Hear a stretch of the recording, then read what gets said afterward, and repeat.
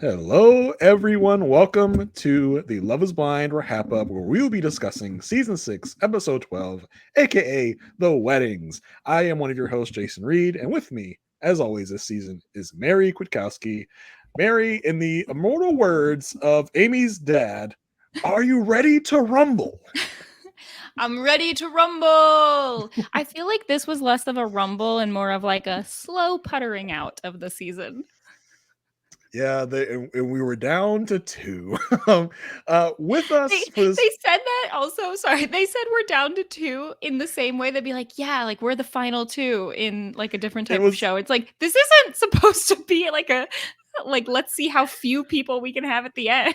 It was like the Survivor Final Three breakfast. Like, oh, Yeah. can't believe you made it here, guys. Oh we yeah. we persevered through all the odds. um, with us for this very special episode is a very special guest. One of my frequent co-hosts on post show recaps for Everything Is Super, the wonderful, the awesome Sasha Joseph. Sasha, how's it going? We're here. We made it. It's wedding day. I have my white on, and my red lipstick for all the red flags. That is clay. I can't wait. I'm so excited. Sasha wore white. Jason and I wore dark colors. Correct. I don't know what that means.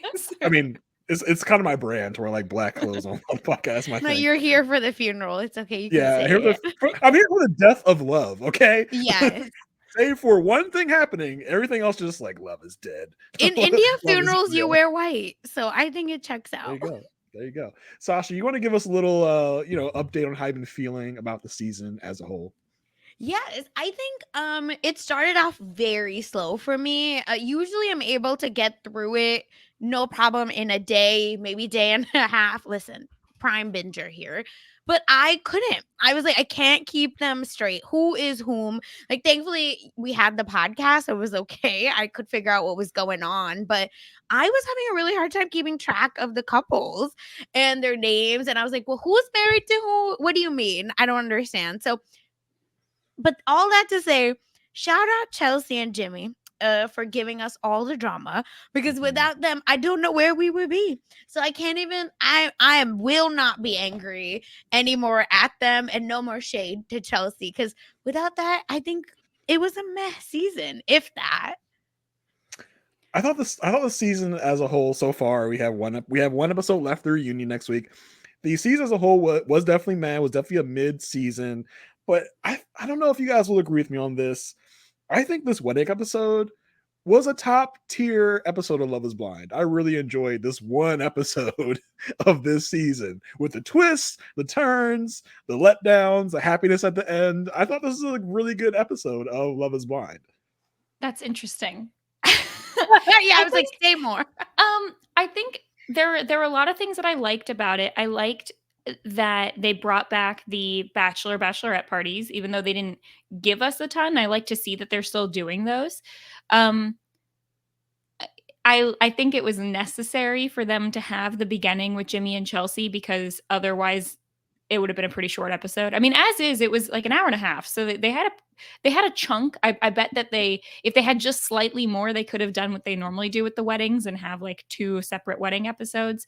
Um, the problem this season, as we've talked about the whole time, is that their one couple that was like pretty obvious that they would stay together, they just got almost no screen time. Like even in their wedding, there was so little coming from Johnny and Amy. And I stand by the fact that I think Johnny and Amy seem like they probably have more interesting things to say and do. The show just didn't show any of that. I mean, maybe they were really holding their cards close to the vest the whole time, but in general, I think it was a perfectly fine episode. Like I think this whole season, I talked a lot about it last time, and I'll make it brief this time. I think the main problems I have with this season is it didn't feel as much like Love is Blind to me. Like I think on the surface for a reality show, it was very dramatic and interesting and there was a lot to talk about. So I liked that. But I think a lot of the parts that I like about Love is Blind were missing or seem to be replaced by more generic like quote unquote drama, just like the complete throwing away of the format of needing to stick through the like it seemed like in the past it was the exception when people would break up before going to the altar, and this time it felt like the rule. It felt like you could kind of just break up and do whatever you wanted the whole time. Like even Jemmy and Chelsea, when they're having their conversation saying like, what do you think you're going to go to the altar with me? That didn't used to be a conversation. The conversation was, what do you think you're going to say at the altar? But it felt like it used to be a lot more strict that they had to do that. And it could very well be also that the show, like maybe for budget reasons, they don't want to go through the whole motions of going to all the weddings. They want to weed it down first. But that's kind of my main takeaway from this season, was it just feels like an evolution of the show. I'm kind of thankful that they are letting them ditch the wedding, because the weddings are for the most part pretty boring, except for the very last part at the end. Yeah. Minus Clay and AD's wedding. Clay and AD's wedding was extremely eventful and entertaining for me. I really enjoyed that wedding. But for the most part, they're uneventful. They're boring. They say the same fluff over and over again until they get to the altar. So I'm kind of thankful that they are allowing them to ditch the weddings. I mean, I feel like in the past couple of seasons we've had couples bow out. I think a lot of them bow out. I like the getaway. We usually get one couple a season bow out at the getaway, and then maybe one and the aftermath of it all. I think this season we had 2 or 3 couples bow out before we had 3 couples bow out before weddings completely. All 3 of them post getaway. So yeah, you're right. They're kind of dropping like flies a lot easier. We did have the same amount of weddings this year that we had last season, but I think last season didn't we start out with just 3 on the getaway for last season? Or am I misremembering that? It was slim. I don't remember how many, but yeah, pickings have always been slim. That's why Mary, I don't disagree with you, right? Like, it's almost like we do need to copy Marriage at First Sight a little bit more, in that you kind of have to go through it. Well, I don't know when the last time you watched Married at First Sight, but they drop like flies now too. Well, yeah, I just mean like they make it to the altar, but I guess that's the whole premise. Well, that's the first thing, yeah. Yeah. You take out the pods otherwise. But either way, it's just, I think there do need to be something where if you're letting them quit ahead of time, you need to be on night outs with them, right? So that we're missing, because everything this season felt like a retelling, right? Oh, I checked your location and you were gone somewhere. I did this and you were gone there, blah, blah, blah. So why not just have cameras when we're going out, just so I get all the tea? How long was Jimmy actually out? Was it really an hour or not? Tell me everything. So, okay, I just looked it up, and you're both right. I had completely forgotten last season. We only had 3 couples even go to the getaway, and then only 2 even came out of it. And they did make it all the way to the altar. Somehow I think it was because that there were more couples, but at least 1 or 2 of them had been completely edited out of the show. So that was part of the issue with last season. And last season we did get a lot more in the pods as well, same as this season. But so maybe it is just I need to kind of get rid of my expectation of it being like 5 to 6 couples get engaged, 5 couples make it to the altar or something.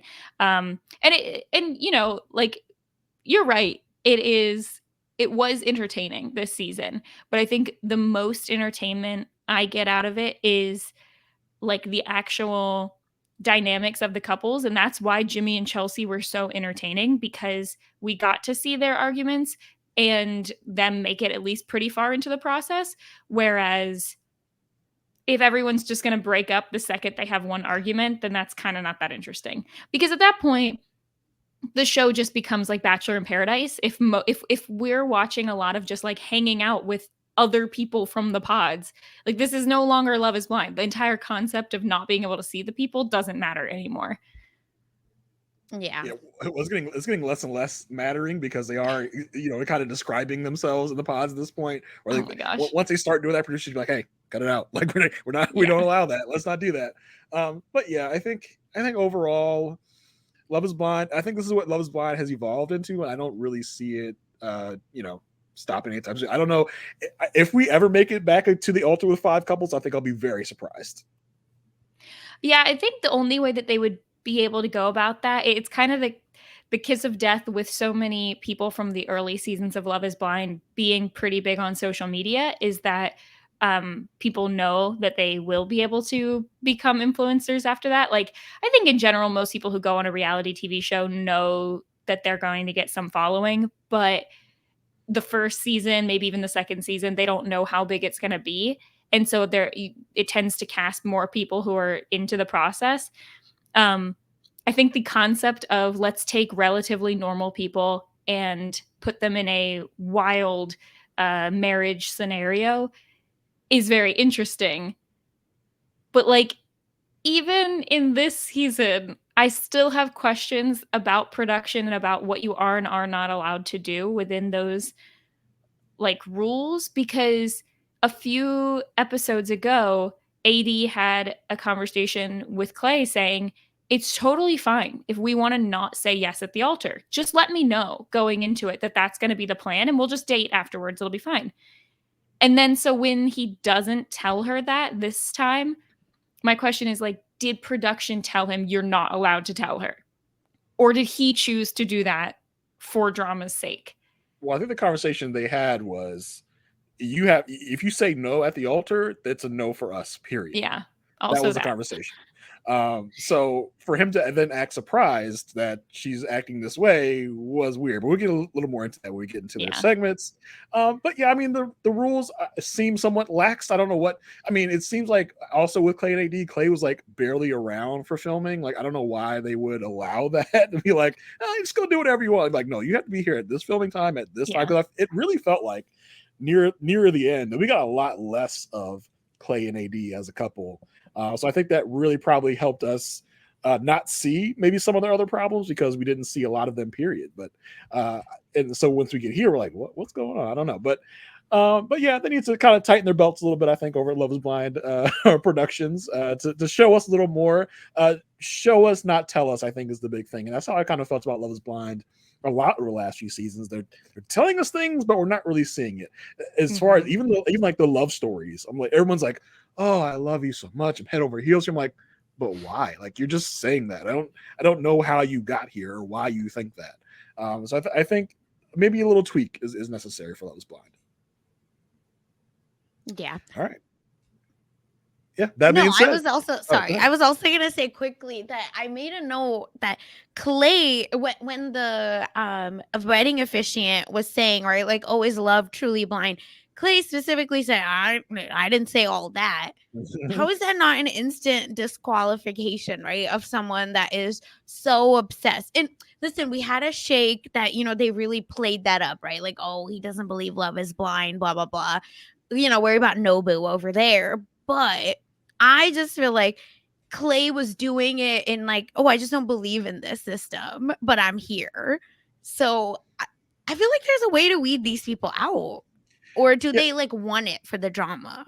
Yeah, I mean, for a lot of reasons, I think Clay should have been rejected from the process before we even got into the pods. I don't know if it was from him not being truthful with production as he is, going through his interviews or whatever. But we saw that with a couple people this season. Like, well, I came into this not really expecting anything. So, hey, no, you should have come into this expecting to get married, expecting to be ready to be married when you came in here. So the excuses afterwards are just like, well, you don't really understand the premise of the show then. So, but I think that also maybe falls on production and recruiting instead of, going through the applicants they had.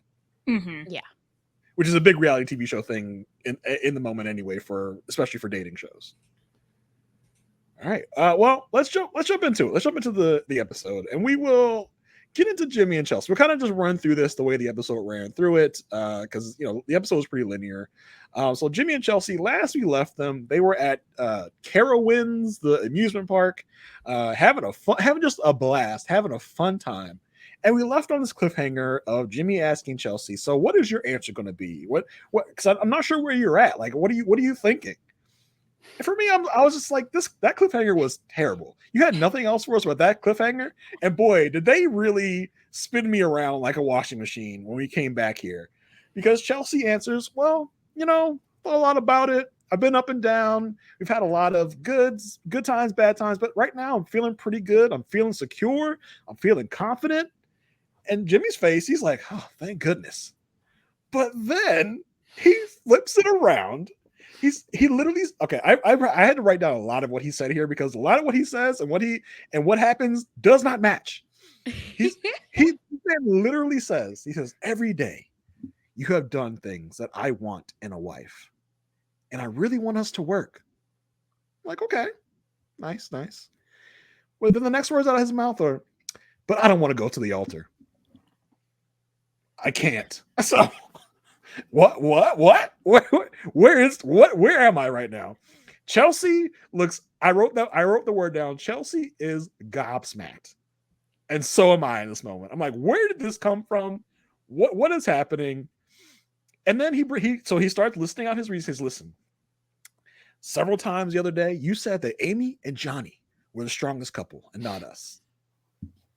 I said, okay. So I said, this is your reasoning right now?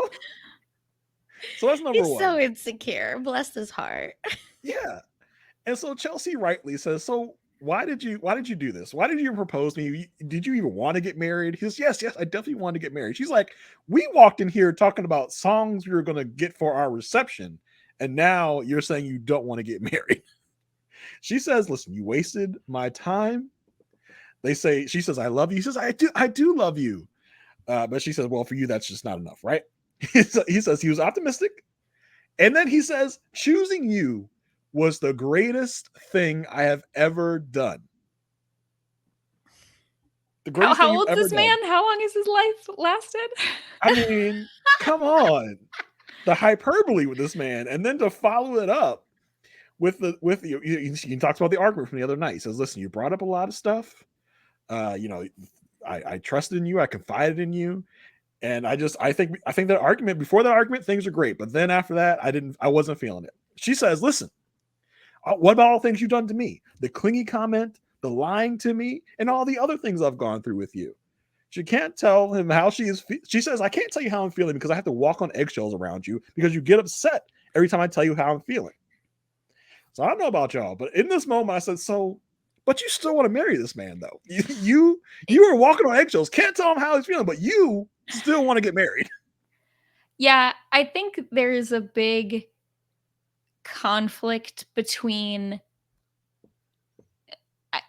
I don't even know if it's both of them or just Chelsea or whatever, but there's a conflict between wanting to win the arguments and wanting to air your grievances over wanting to make the relationship work. And like, I don't have any personal commentary on whether or not that's good or not, because like, if you actually have issues, then you do need to air those things and you should talk about them. But like, I wonder if there was a version of this where he goes, here are some reasons why I don't think I could marry you. And instead of saying, well, what about the reasons I have why I would not want to marry you?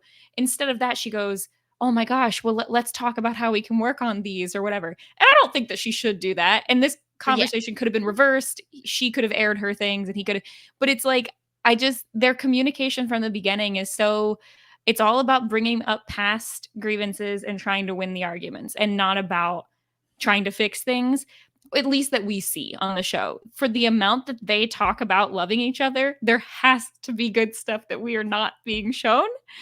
The one thing that they bring up that I really do agree with, because I think, Jason, we've both said this on past podcasts, is that she keeps talking about, like, we've had one issue, we've had one argument. And he says this time, it's not one issue. We've had 5 or 6 different things that have been brought up in multiple arguments, but they're just brought up in like one fight to where it sort of feels like it's one big thing, but it's not. You know, there's been breaking of trust with, you know, what we've said, don't say on camera, but then we do. There's been you claiming I don't love you. There's been, you know, the clingy comment. There's been all of these different things that you could probably try to boil down to say, like, they don't have good communication, or their, you know, argument styles don't match, or, you know, they're just not like a compatible couple. It could be that. So you could say that's one thing, but it's a myriad of reasons. So I'm glad that someone on the show finally said it's not just one argument. I also feel like if Risa Tisa has taught us anything, right? I think it's that loneliness can get you to do Mhm. anything. And this is also true for AD, but it's hard because this isn't something you should be doing, right? For whatever reason. I think from minute 1 that Jimmy and Chelsea saw each other, it was kind of obvious, right, that he wasn't into her, or he was just like Megan Fox or what the hell, kind all of that stuff, right? So it just his body language, everything. She was more into him. To me, it felt than he was into her. And I do think that sometimes when you just think, oh, this is it for me, I have made it, I'm here, I'm at the end, you're going to, I think, ignore the red flags. Or maybe all the flags are red, so you can't tell the difference. But either way, I just feel like sometimes when you just want to get married and you just want to be with someone and you don't want to be single or lonely or whatever have you be, I think you're just gonna end up doing stupid stuff. Been there, done that. And it's just, thankfully, never was engaged, but I can just see that being it for Chelsea, which is why I think she's so harping on that. It was only one problem. Mhm. Only one problem. Then why do you keep bringing it up? She says it again, by the way, in the argument. Well, you effed her. Shut up. Shut up. Why are we saying this again? I think what you said about the really want to be married part is very accurate for Chelsea, because I think at a certain point it doesn't even have to be Jimmy. It Yep. could be anyone. And she'd be like, I have to get married. This is like I need to get married. Like this is gonna be my husband, and that's it. It could have been Trevor, it could have been anyone. She'd be like, nope, this is just my husband. And he stops kind of being his own person. He just starts being the guy I have to marry, the guy I'm going to marry. I'm in this situation and I'm going to marry him because I really Yep. want a husband. I really want to be married. And that's it. I don't care what he does. I don't care what he says. He's going to be my husband. I'm going to ignore it. I'm going to keep pushing through. He's going to be my husband. And then when he doesn't feel the same way, to be like, I don't care about all the stupid stuff that you start. You're just gonna be my wife because that's what I agreed to. She gets offended. She's like, okay, well then it all starts coming out. She's like, well, okay, well let me talk about my stuff then. Since we're doing this now, since you just dumped me, I'm gonna air out all of my stuff. But I was still gonna marry you, even though I can't tell you my feelings. She just wanted to be married so badly. She was gonna accept anything. Yeah. Yeah, it's sad. Chelsea and Jimmy, you brought us some great entertainment. I'll give you that. Yeah, Yeah, sure, exactly. I'm not mad. Like, I think that from the commentary I saw also between all the episodes, there was quite a roller coaster of, in the beginning, it seemed like a lot of people didn't like Jimmy, and then there was mixed feelings on Chelsea in the middle. And then in the last batch of episodes, some people were like, hey, I don't know, they're arguing, but they're showing us some good stuff. Maybe they're making it work. I'm confused. And then at this point, I think everyone's like, oh, no, it was just problems all along. I think Chelsea was so over the top. We were like, this Jimmy, he's really sticking in there. We're starting to like this Jimmy guy, even though Jimmy definitely had his issues. Chelsea's were so over the top. We were like, maybe we can kind of feel for Jimmy at this point. But their argument's not done. They talk more about this whole, I told you that I had sex with a girl, and you told the whole night, you told everybody. And she says, well, listen, I understand that you wanted to. She flips it. She's like, I know you want to protect your reputation, but I wanted to talk about my feelings. Like, well, it's not about my reputation. It's about hers. And what about the guy she gets with later? I was like, okay, whatever. And she talks about, well, you hang out with her all the time. You talk to her all the time. And it really just made me feel a certain type of way. And as they do, just back and forth. Well, you are hanging out with or talking to your ex-boyfriend. You FaceTimed him right after you got back from the getaway. And you were on the phone with him. She's like, that's not the same. That's not the same. She's so ready to combat everything he's saying to her. He says, listen, but the base of it is, after that night, I just could not fathom marrying you. I said, wow, that's strong verbiage for really being confident and not doing this thing. And so she's not done. She says, listen, well, you called me clingy. He says, you were clingy. That's what you were doing. And then she brings up, well, you also said, she's just listing everything. She said, you also said you didn't want to have sex with me anymore. He says, when did I say that? It's in these moments that the producer should bring over like an iPad with the scene. Yep. You The Temptation Island one, right? Where they have to be like, this is what your partner was doing. Or at the very least, like, do a flashback for the audience so that we could see, because I couldn't remember exactly what was said during that scene. He definitely brought up, I think she was saying, how can you call me clingy when Well, she said all you're this the stuff one who has I've done. initiated things? Yeah. It No, was she said confusing. all these things I've done for you. I cooked for you. I watched your TV show. I had sex with you. And then he goes, "Well, I kind of want to cut that out too." But I think that was pretty much the gist of it. Yeah. It's rough. Because it Yeah. started right with the "you didn't say you loved me, why my lip Mhm. hurts. Yeah, you I didn't didn't kiss kiss me. you." Yeah, man. So she's she's upset about this. She's like, "This, so this is your decision. You're sure?" He goes, "Yep, that's it." She says, "You want to throw in the towel from this one issue?" She says, "This is marriage. This is what happens." Now, Sasha, you and I both married. I said, stuff happens, but not to this degree. Imagine my husband thinking the stuff could ever get this way. Ever. Psh, be serious. You don't marry people like this. You just don't. Again, it's just I think we gotta stop feeling lonely first. That's the issue. But let somebody talk to me that way. Just please. Yeah, we got to fix some of our issues before we go on national TV, people. That's all we're saying. But actually don't though, like because we like it. Like we like to see your issues on display. So don't really do that. Come on with all your issues. He talks I about wonder again. if that's what happens with all the other people who go into the pods, but then we never really see much of them. If they're just like, yeah, these people seem nice, but like, it actually turns out I don't want to marry someone without meeting them. I would definitely like to hear from some people that went into the pods and just Yeah. didn't find someone. Just be like, yeah, I just didn't find someone that I wanted to marry. Other than these other people that are like, no, I came here to find someone to marry, and that's what I'm leaving with. I don't care if they suck. I'm leaving with someone to marry. I don't care what I have to do. I'm from around the way. I'm leaving here with something. Yeah. Because we've seen so many times people who come in and the first conversation we see is so awkward, big red flags, whatever, but then they still stay together. And I think a lot of people probably just have that first conversation and then they check them off on their list and they're like, nope, red flags, goodbye, never talk to you again. I mean, there's definitely got to be some people because I feel like the way it works is when you're in the pods, you check off who you want to see again.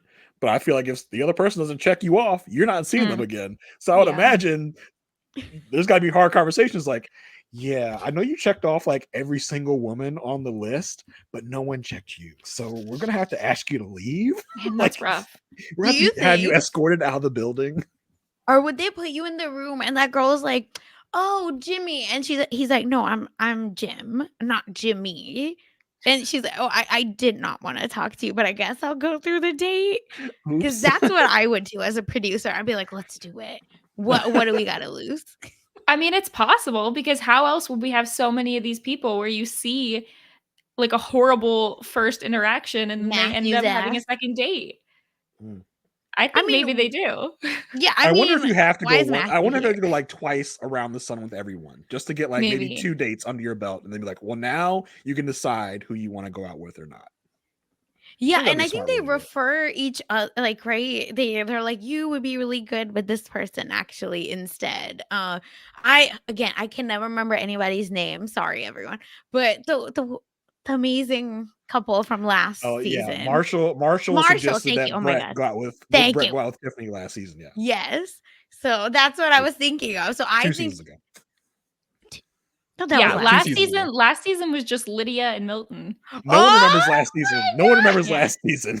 Yeah, last season was a blur. I was like, I remembered Stacy and Izzy, but I couldn't remember which season they were on.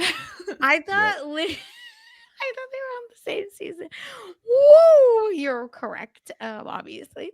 But anyway, yeah, that's who I think about as like they're just all literally in a one big giant like dating pool, and they just all become friends. And they're like, you should date this person, you should date that person. Because why is Matthew a thing? Right? Like, I cannot believe why is he a thing? Why? He was so bizarre. They had the show he was so bizarre. Are you kidding me? I loved it. I was like, please more. And then when AD started getting serious, I was like, she just wants to be married. That's how you know, because this is not serious human being, right? Like this is the most unserious person they put on the show. I feel like, and the show had Shake.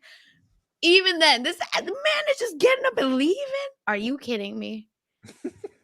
Bizarre.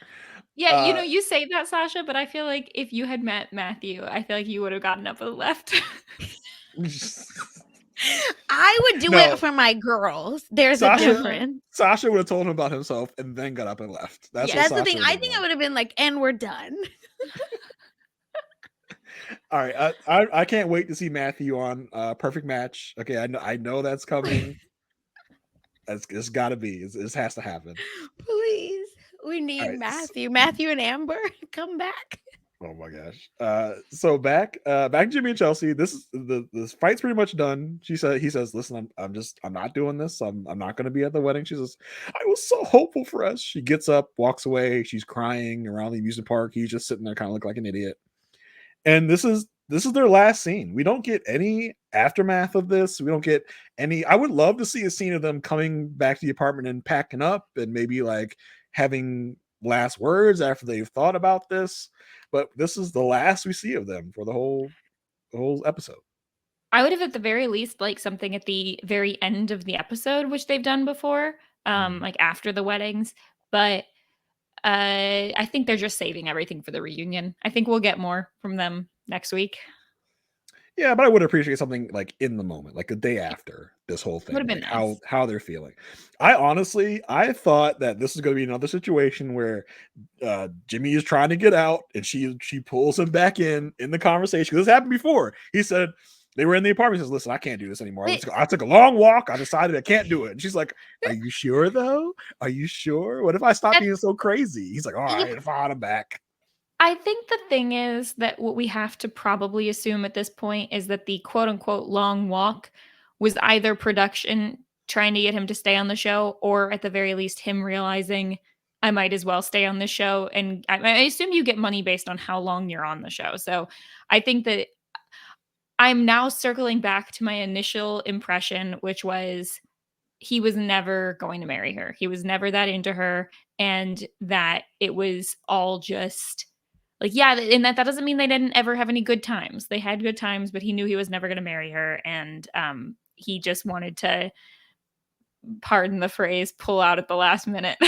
Whoa, Where's I Johnny? feel like Johnny, no, yeah, Johnny, like, I'm not doing that. Yeah, I think he just like he didn't want to hurt her by going to the wedding, and he also didn't want to, go through that whole motion, get his whole family involved and all that.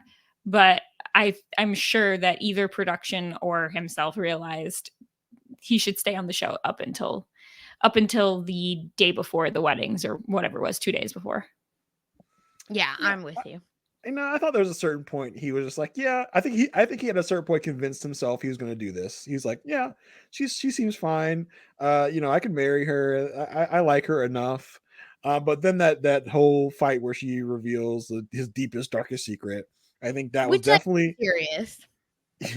She goes, your deepest, darkest secret is that you effed your friend. like that would have been my reaction too, though, if I'm being honest. You're just such a great guy. That's your deepest, darkest secret. Where are the bodies in the basement buried? But I do think he had convinced himself he was going to marry her. But then the cascading of arguments are just like, you know what? Probably not going to work out. I do have to fault him for the whole, we had a great day at this amusement park, and now I'm going to drop this bomb on you right now. But I do give it to him that he did it on camera. I love him for that. He cares about us and our entertainment. He could have done it off camera, but he didn't. He did it on camera. So thank you for that, Jimmy, at least. Production would have put a hit out on him. If he didn't do it on camera. I think unlike some of the other contestants on the show, I think Jimmy wants to come across as the good guy in all of this, whether that's to be liked or at the very least not hated by fans, or for a potential future relationship or whatever. Like, he doesn't really seem like the kind of person who's really trying to milk the fame on the show. At least I have not followed him on social media, but it feels like he was trying. Like, I think part of the reason why the whole time we watched him, it would take him a long time to like put sentences together on the show and describe his feelings, is he was like trying to both be honest and also say, like, not come across as the being the bad guy. That's kind of the feeling I got. So I think like him doing it on the show, he probably knew that he would be just hated from like breaking up with her outside of that. Or at the very least, he was just like trying to get his point across. I don't know. I'm still a little confused when it comes to him because he just to me just doesn't seem compatible with her at all. So I just don't even know how they made it that far.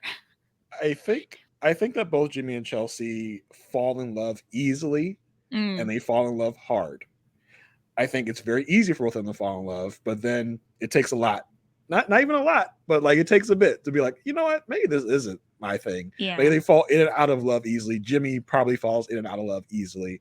It's easy to say I love you, and then some things happen. He's like, you know what, maybe I'm not in love with you. Actually, I kind of likened Jimmy to Cole from season 3, who is Mm, just like who cannot get out of his own way, insists that he's a good guy, but then does a bunch of stuff that would tell you otherwise, but he has no idea what the problem is. He's like, what did I say? What's the problem? What's the matter with calling somebody clingy? What's the matter with telling you shouldn't eat so much? Like, I think I would compare those two Have you into what they're like. have y'all never met like the nice guy trademark?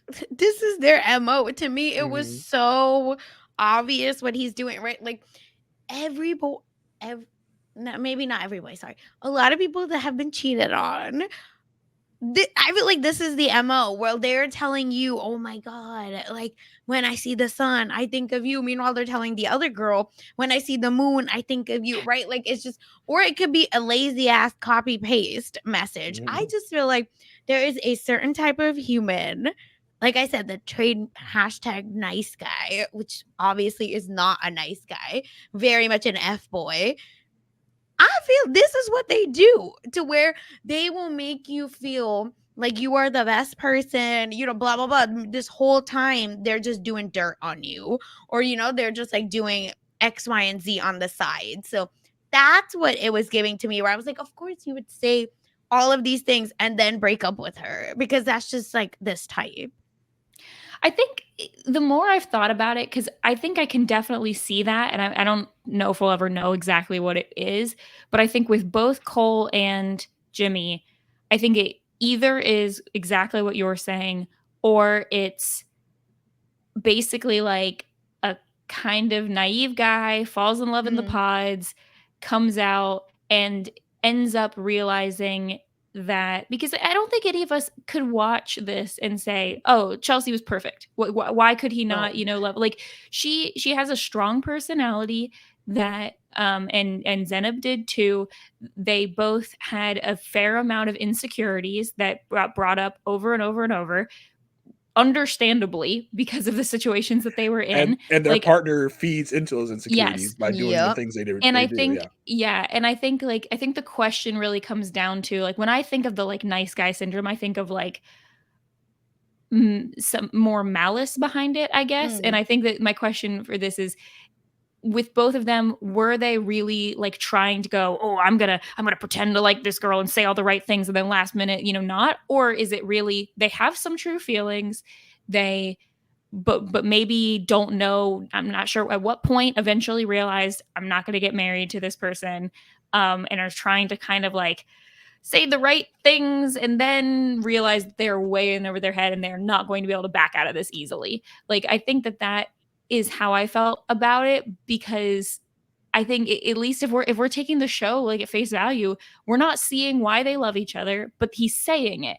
So is he saying it because he's just like, I'm just trying to say the right things? Or does he really feel partially that way? Or is he trying to be malicious and lead her on? And I think we don't know. It could be a combination of all of those. But I think they are very similar scenarios, Jason. I think you're right to bring Cole up because I think that they've all been like very polarizing with the fan base as well. I think there are people out there who are saying, "Oh my gosh, Jimmy, get away! Like Chelsea's, like Mhm. this is toxic." And then there are people going, "Wow, Jimmy, can't believe you're saying and doing that. You need to stop leading this girl on, or understand that saying clingy is horribly destructive to her Mhm. self-esteem." Like I think they can both be true. Yeah, I don't think, especially with Jimmy, I don't think there's any malice intended. I just think he's kind of a dumb guy that doesn't understand the things he's saying. Like, I think that's the big thing for me with Jimmy. I think he's like, what's the problem with saying clingy? You were like, what's the issue? I just think he doesn't Yeah. understand, and those are not things you should say. Yeah. That's a no-no. Y'all are nicer than me. I'll say that. Well, I think, like, look, say clingy all you want. You can't expect to say clingy and not have someone Yeah, remember that's that what and I then have it stick mean. with them, you know? Like, Exactly. yeah. I just feel like he weaponizes all, like, it's weaponized incompetence, right? Like, where I just feel like you're like, oh shucks, I don't know, or I'm just silly man, but it's actually a little bit more malicious. Again, I'm not saying like he's a full-on F-boy or anything, but I do think there is a little bit of ugh behind it. Mm. Yeah, undercover bad guy. Yeah. All right, so that's Jimmy and Chelsea done and dusted. They didn't even get married, and we're over here Listen, 40 minutes in. They still talking always about give it. us the most. yes, always they have to. So they're done. We don't see them ever again, which was really a letdown for me. I talked about that already, but we then see the bachelor and bachelorette parties for our two remaining couples. Yes, that's right. We're down to two. When I saw Amy and AD and Clay and Johnny, I was like, damn, we really are down. We really just made it down to two couples, and that's it. I was like, this experiment. It's kind of proven not to work out a lot. The bachelor and bachelor parties are pretty tame for the most part. There was no strippers really for either of these. Like, I was kind of surprised by that. There's no big outing. I said, okay, it looks like they took the ladies to some kind of bar and they had a little private room. The guys went to some outdoor patio party. Like, it's kind of tame bachelor bachelorette parties. Did you guys get anything really of note out of these parties? Yeah, there was one moment where AD basically says that she thinks that Amy is lying and that she has slept with with Johnny. She's like, there's no way. There's no way she's not That actually girl's sleeping spicy. together. Yeah. Yeah. That was the only thing of note that I thought was really funny. In I our just- Facebook group, there was a lot of conversation about did they have sex? Are they lying about it?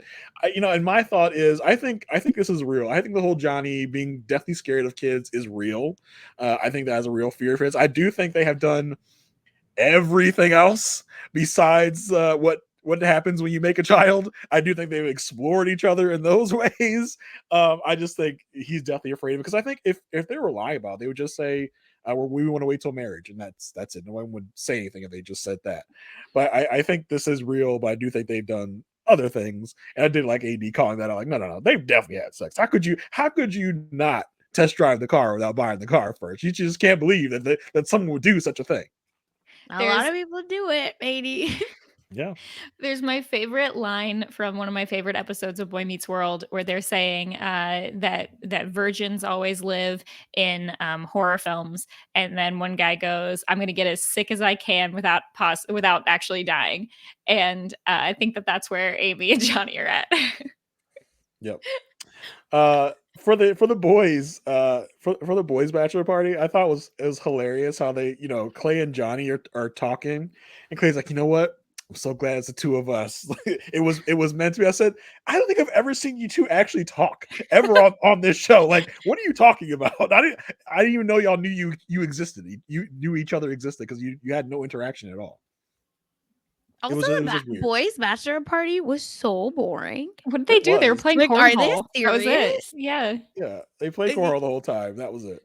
What happened to the budget? Because the girls' party looked very fun, even though, yeah, it's not as like quote unquote crazy as even we've seen in seasons before. It was still fun, and they were still dancing, as Clay said, ass shaking pants, right? Like, the girls were living. What happened to the boys?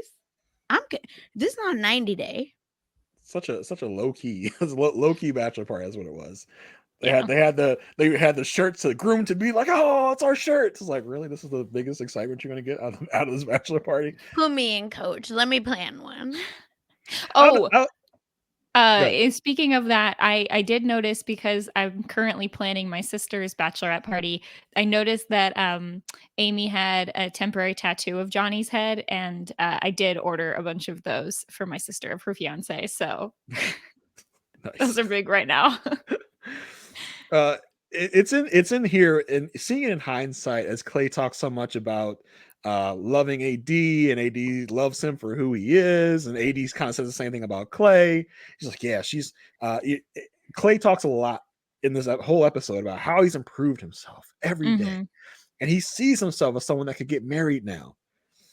And it just constantly talk, and not really talking about AD, talking more about himself and his journey, and how his journey has gone. I said, even in the episode before I knew what happened, I said, this sounds a lot like No Talk to Me.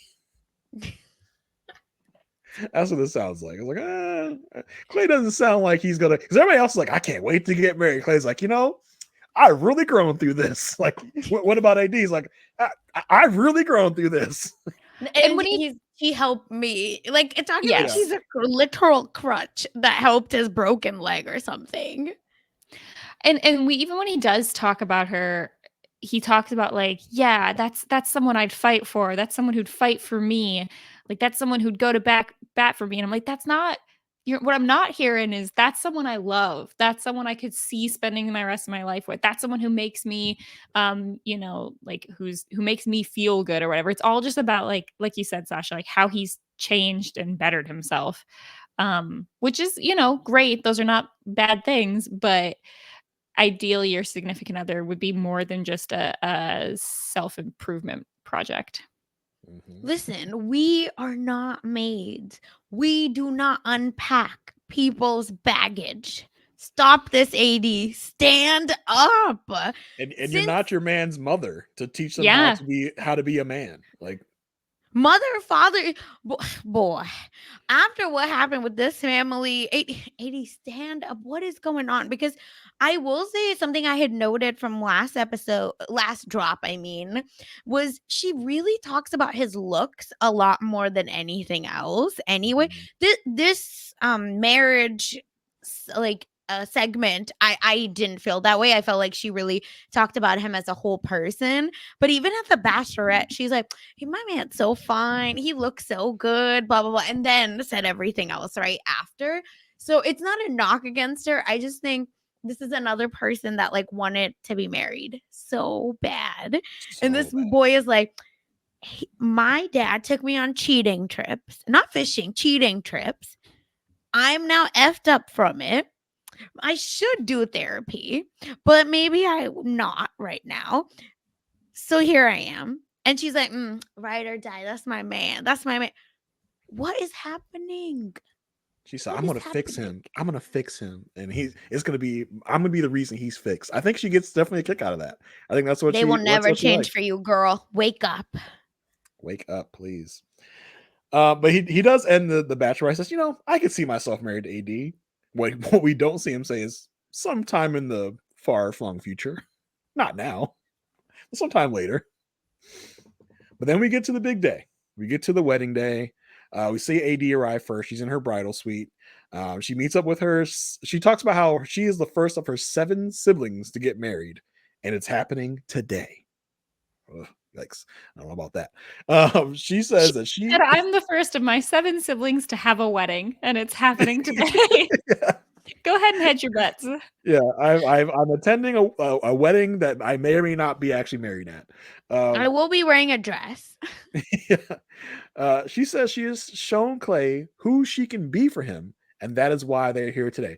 She's feeding into it. She's feeding into the stuff that Clay is saying. Like, yeah, she's really showing me who I can be. This is what she's saying. We get flashbacks throughout their whole journey. She gets together with all her sisters in the bridal suite. She talks about loving Clay because he is so real, authentic. They mesh so well. He loves her for her. And Sasha, as you said, she also says he is so fine. So yeah, she says it all the time. Yeah. We also see Clay arrive into his I call this a groomal suite. we call the other one a bridal suite. Why do I call this a groomal suite? I feel like dead. there's a word. There's usually a word for that. It's not It's called still a a groomal bridal suite. suite. Wait, hold on. What is the Is groom the suite called? Just I the like the bridal Groomal suite? suite. Groom room Groom name. room. What is that called? I like groom room Nope. too. Okay, grooming. Grooming is what came No, up. no, Dog no. grooming. Oh, That's not what I'm get looking that for. off your search. No, I mean dog grooming. Oh, Yeah, it's just the Oh. bridal suite. Okay, bridal suite for men. bridal suite. No, it just keeps changing to suit. It's not a thing. It's Grooms? just not a thing. I'm pretty sure it's just called the Called? bridal suite.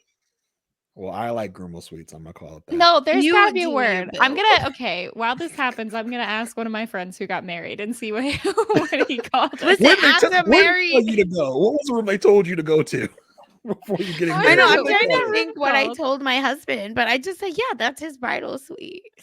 There's gotta be a word. Man, if this was live, people in the chat would be telling us. I know. They Right now, they just told- everyone's screaming at their screens. At Or my wedding, they just told me that's your headphones. room to go in and change. That's all they told me.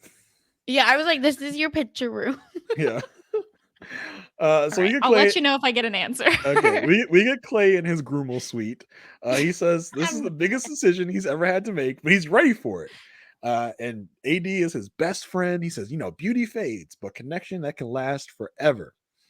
We see his brothers arrive, Nate and Langston, along with the two Joshes, which more than anything else in this season, I want to know about the two Joshes. Are you related? You have two different last names. You have two different last initials because they look so similar, but they're just the two Joshes. So I need to know more about these two men named Josh.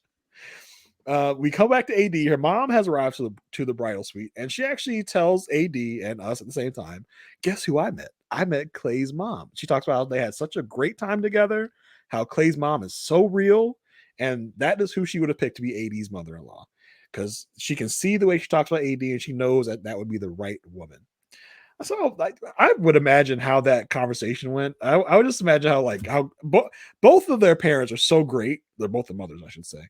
That I would have paid. Yeah. Let's go ahead and make sure. Yeah, let's make that distinction. Clarify. Let's make that distinction. I would have paid to see what that meeting was like. That should have been a meeting that was popping off, I would imagine. Yeah, to me, this is one of the best scenes on Love is Blind, period, right? Just the way either mom was interacting with their child, with the camera, it doesn't matter, with each other, right? At the when AD walks down the aisle, all of it. I loved it. I just love these two moms. Can they be my friends? That is all I want to know because that is the sweetest, best compliment you can say. This is the person I would have picked. Like, high honor. Yeah. We get more from Clay. He says he's at peace with the man he has become through this process. He thought there was no way he could fall in love through this process, but he did. Again, I say, why are you on the show if you never thought you were going to fall in love with this process? I don't know. His brothers say they see a change in him. He says, yeah, man, I'm way more emotional than I've ever been. I've never been in a place where I can see I chose someone else besides myself every day. But AD is the one that got him here. We do see in a confession, he says, listen, AD makes me feel like a man's man, and I can lead her into the battle of life. She validates him. He says, this is like the finals. This is like a final test, and I'm here to ace this. I said, you think you're going to ace this by saying no? Like, sir, you're getting an F. Like, you're failing this class. I think we're going to find out. I think he thought he was going to be able to have his cake and eat it too. I think he was going to be able to say no to the marriage and still have AD. Yeah. He thought it was going to get incomplete. He has come back and finish it later. I'm going to ace my saying no. I'm going to spin I'm the this best so no good. sayer there ever was. I'm going to spin this so good. She'll be agreeing with me by the time it's all over. She'll be saying, I'm going to change my answer to no, actually, because I agree with Clay. Not quite what happened. Clay's dad, Trevor, shows up. This guy, we had a lot of lead up to this, to meeting Trevor, but I think this guy is certainly who he's been billed to be. I think Dad talks about Clay. He's like, when you were a kid, you used to beat me at track, but eventually you beat me. You took yourself to another level. Dad uses this moment. He's like, listen, you came above me. I was a track star. He might as well turn to the camera and be like, I was a track star in high school. I was a track star in college. I made the All-American team. He's basically giving us all his accolades in this moment. Like, sir, this is not about you right now. Yeah, he kind of eventually transitions it into saying like success is what you make it. It's all a state of mind. But I'm still like, what does this have to do with getting married? Like, that's not like a succeed thing, really. And, It was well, confusing. basically, this turns into a pep talk about marriage and how you should be in a marriage, how you should be a husband. I don't want to talk about even all the stuff he said because it was all just kind of gibberish and nonsense. Yep. But sir, you should not be here talking about marriage, what it takes to be a husband. You cheated on your wife constantly, took your son to cheating trips. You should not be here right now giving a pep talk. But I feel like Trevor, aka Clay's dad, thinks that he is someone that should be giving these pep talks. And this is why he came in here and did this. The delusion. I pray, I beg to have that much delusion in my life, because the thing is, no one has held, or sorry, this is more of a question. Has no one held these people accountable? I'm confused, because your man's has aired you out. Every chance Clay got, everything's aired out. What's happening? Yeah, sir. Like, please, you shouldn't even come in here. You should just go sit down, watch the wedding, because we Put don't a need paper your bag advice. on your face. Yeah, we don't need your advice right now. In a confessional, Clay does talk more about the whole with cheating thing about his dad. His dad showed him where a gray area is when it comes to marriage. He says he doesn't hear men talk about stuff like that, so he's trying to figure out how to navigate through this. He talks again about how much he has grown and how much AD has been amazing through all of this. Clay talks about his dad had a lot of pros, but Clay also did not realize all the cons that he's picked up from his dad as well. He says it's tough to look yourself in the mirror and realize it's you causing the issues in your life. I said, wow, that's actually some pretty good introspection from Clay in this moment, I would say, to kind of look inward and realize that about himself. I think throughout the whole season, Clay's had quite a lot of introspection. I think the Mhm. question that a lot of viewers have is, great, what are you going to do with that? You recognize these things about you, but then how are you going to translate that into actually doing something about it? It's one thing to say, oh, I feel like I've learned a lot about myself. It's another thing to then use that learning to actually change your life. Also, the answer I got from my friend was the man cave, which I ignored because that's incorrect. And then the Ma'am. answers I got through lots of Googling were groom suite or groom's room. I'll take So groom's room, but I'm yeah. calling it the groomo suite. That's what I'm calling from now on. Okay. Trademark TM Jason Reed on the I love Lowe's it for Blind you. RHAP-Up podcast. If you're real bougie, the other one I got was groom's quarters. So that implies multiple rooms. So what Asia would call it then? Yes. Gotcha. Clay does say he thinks marriage would be good for him, but he knows he's a lot like his dad. AKA, if I get married, I know I would cheat. Like, let's be real. That's crazy. That's mad to just open your mouth and say that. Yeah. We're back with AD. She says, she comes out in her dress, and of course, AD could wear almost anything and would just be stunning. Oof. But this was just like on another level. It's like, oh. I said, oh my gosh, AD. And so does her family. Her family just, awed by AD. In confessional, AD says, her and Clay both come from divorced parents, but they are fighting for each other. And when you find that person willing to fight for you, it's worth it. She says she never envisioned this for herself, and the fact that it's happening is crazy. Oh, AD, you poor thing. It's almost time for the big event. Clay walks out with his mother to like the aisle. Right before they walk down, she tells him, listen, I support you completely, no matter what. Did y'all think he told her the decision before they went through this? I don't think so. I mean, unless he lied and told her that he was going to say yes. Yeah, that's the only way.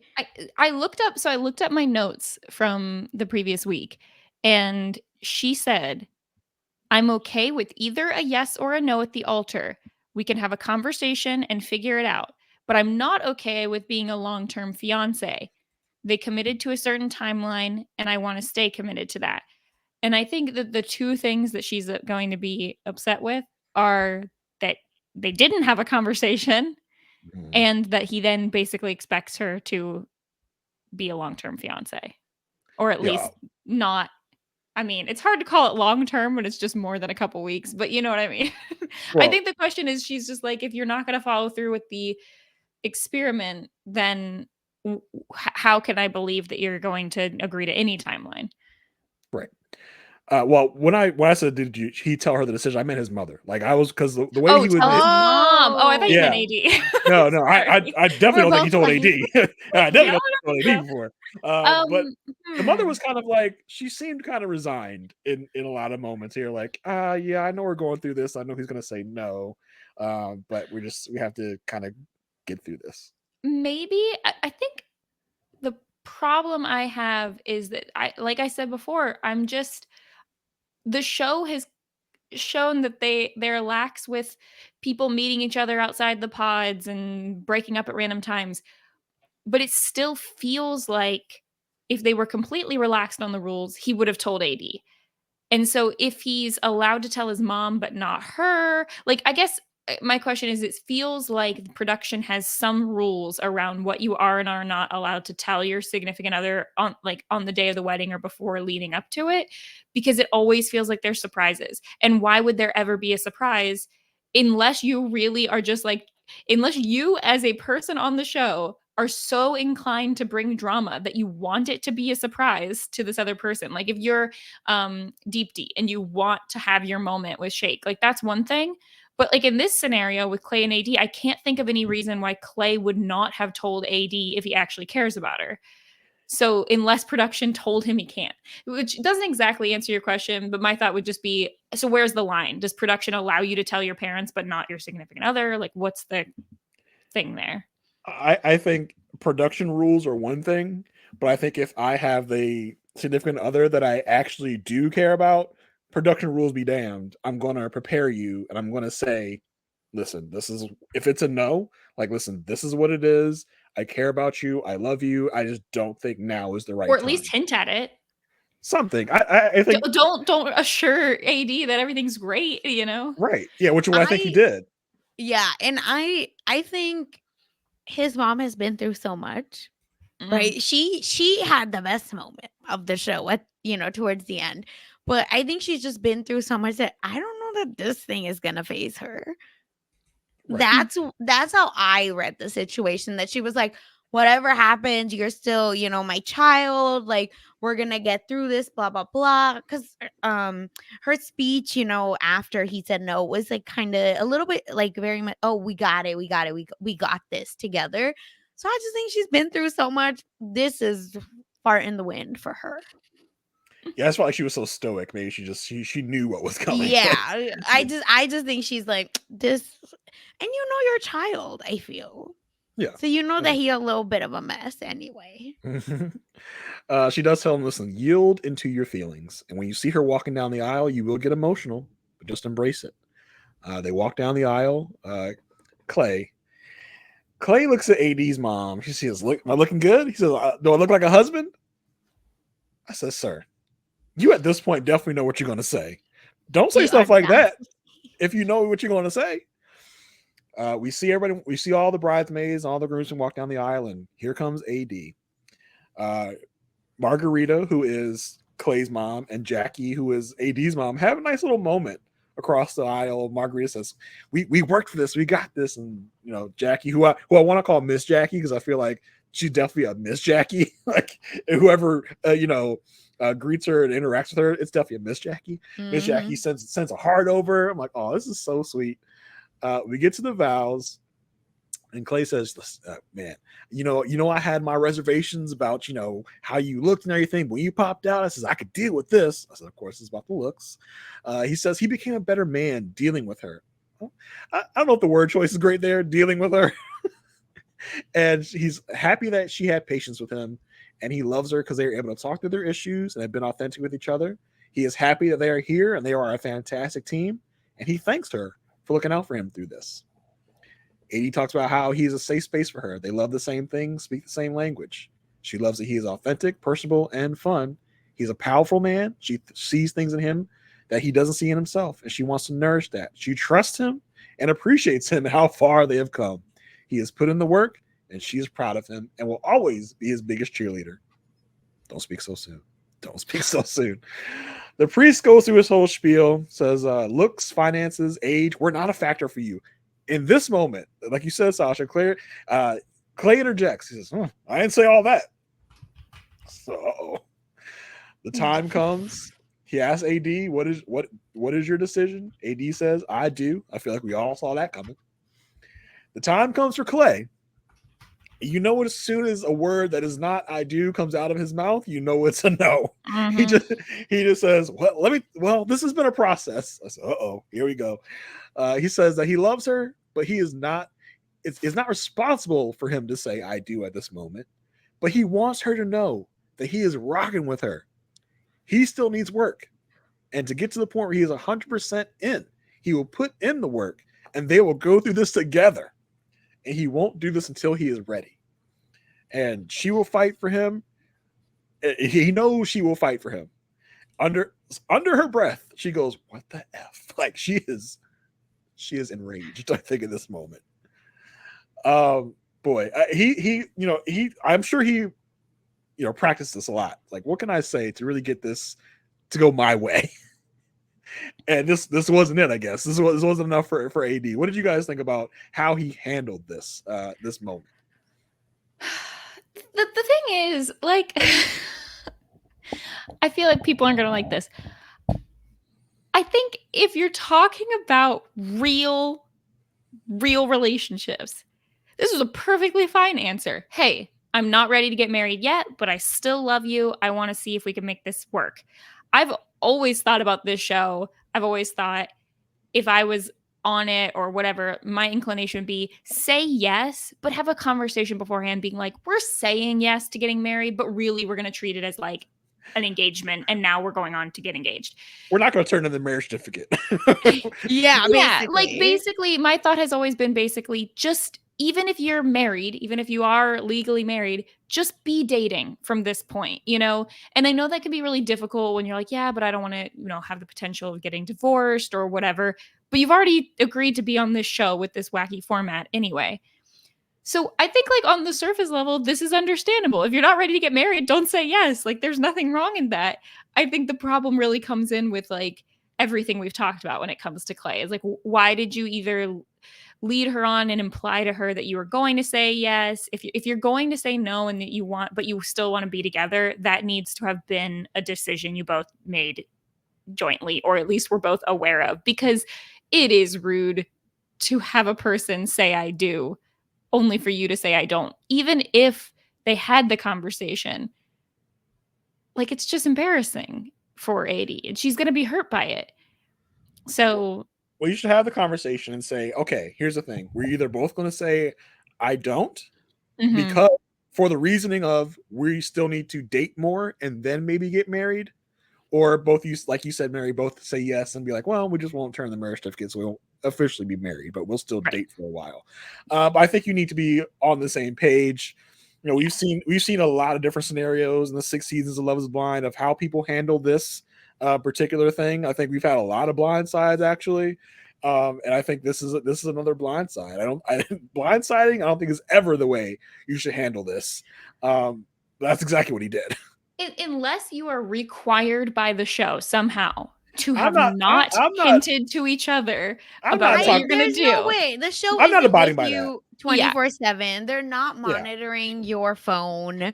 If they are, great. Do it on Signal, right? Like there are a million other ways you can let your partner know, right? I truly believe by his reaction to AD's reaction to him, he thought he was just doing the right thing. He's like, what do you mean? I said I'm rocking with you.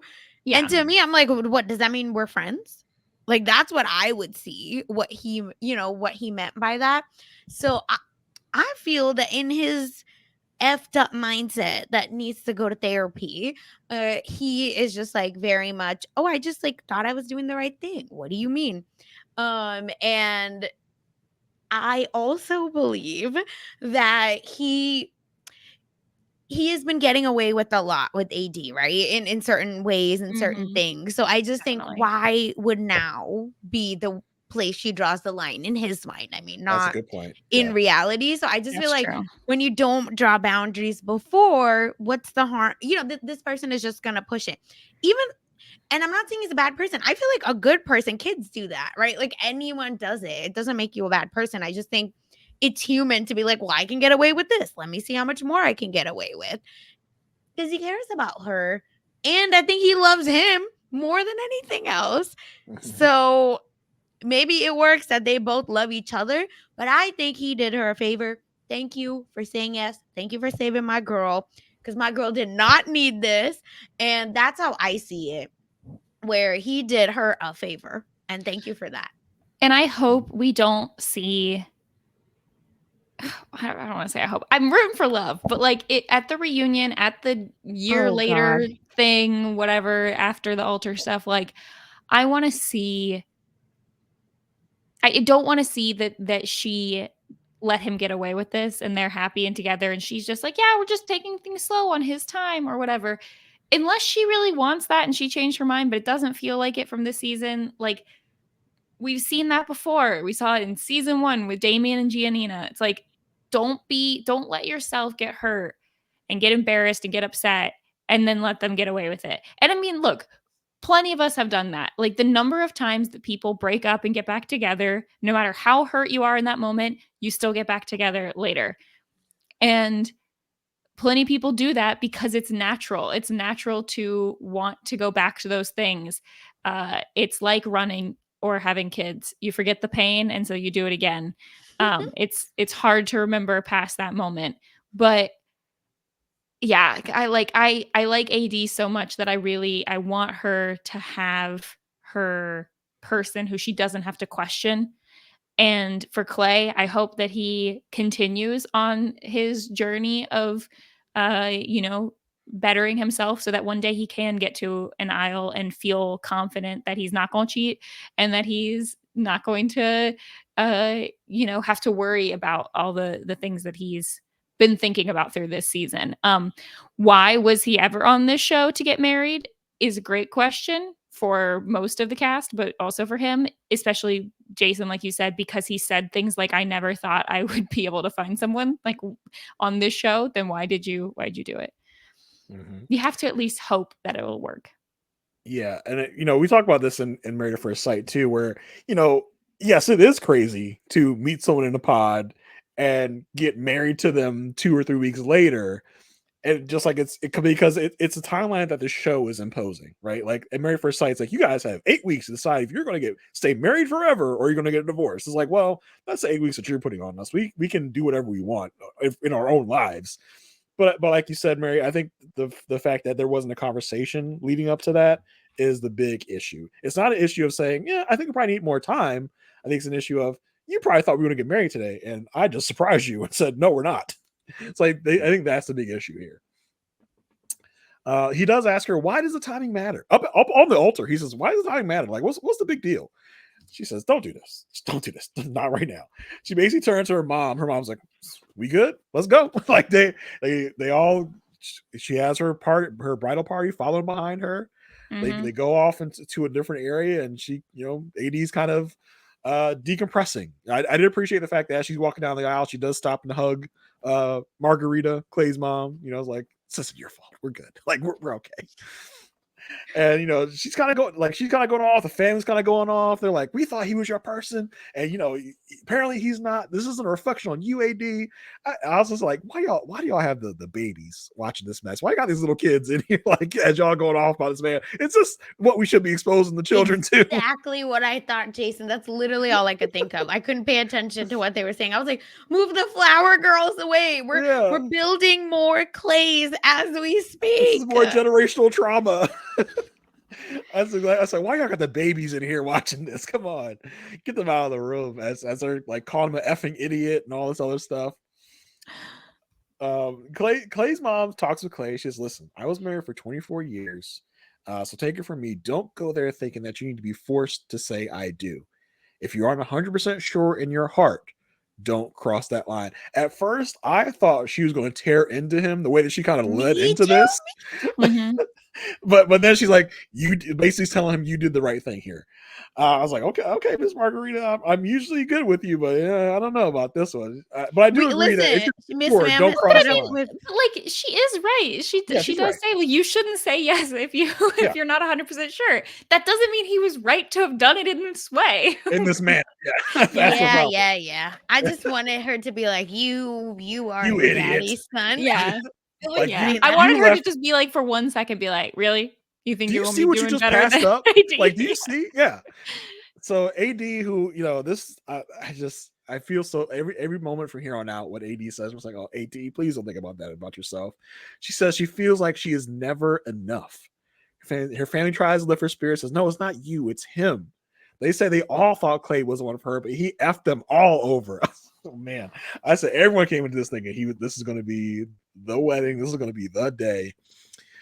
Back outside, Clay's dad tells him, listen, feel good about your decision. If you came to the decision, if you're comfortable, if you're happy, then that's the decision you should have made. It shows maturity to do what you did. I said, of course you would think that. Mom, I love Mom looking over as they're talking, like, Finally. you trifling MFer, stop talking to my child. She's probably like, God, I gotta be stuck with this man for the rest of my life because I have children with him.